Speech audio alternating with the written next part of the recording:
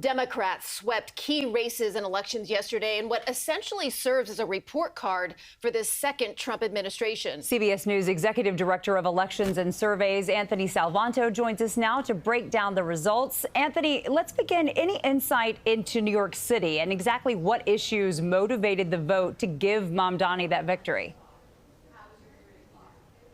Hey, Jessica, Christine, great to talk to you. Here is your map of the results in New York City. The areas in blue, the neighborhoods in blue, are ones that Mamdani won. And you're going to see that stretches through a lot of Manhattan, up through the Bronx, through Brooklyn, and a lot of Queens.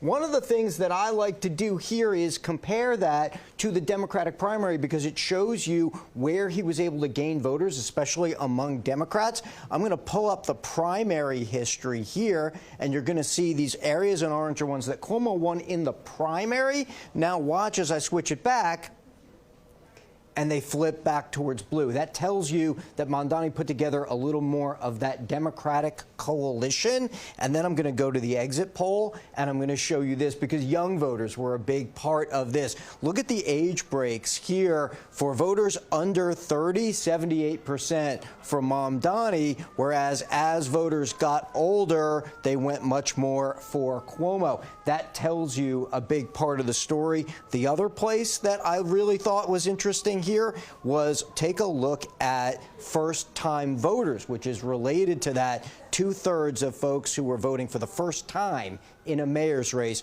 went for Mamdani. That tells you a lot about how he was able to target the voters that he needed and turn them out, guys.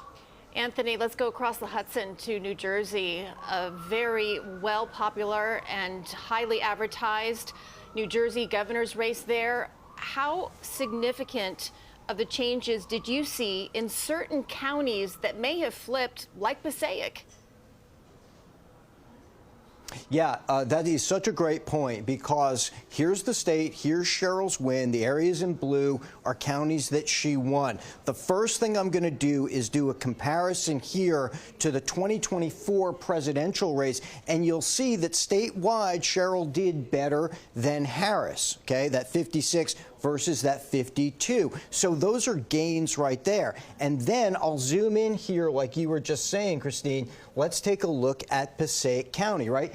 57%. If I do that same analysis there, that's a county that Cheryl flipped back into the Democratic column because you saw Donald Trump narrowly won it last time. So that's a great example of a place where we saw a movement. We really saw those percentage trends move in the Democrats' favor, and they're going to take away from that perhaps some hope for how they run a campaign heading into 2026, Christine.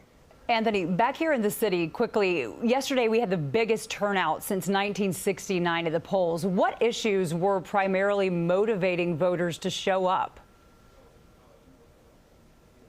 Well, a couple of things. One of them was the cost of living. So I'm going to pull that up. And let's see, this was so cost of living. And then the other one was this is very interesting, too. You've got 2024 Trump voters. Now, of course, Donald Trump didn't win the city in 24, but there's still plenty of his voters. And you see that a lot of them went for Cuomo, but there were 9% of them who voted for both Donald Trump and Mamdani this time. So that's a really interesting dynamic, I think, as well as for folks who said in New York that cost of living was the most important issue, Mamdani won them overwhelmingly, guys. Well, we need to find out who that 9% was and get interviews with those folks, because that's going to be an interesting conversation. Anthony Salvanto, thank you for your time.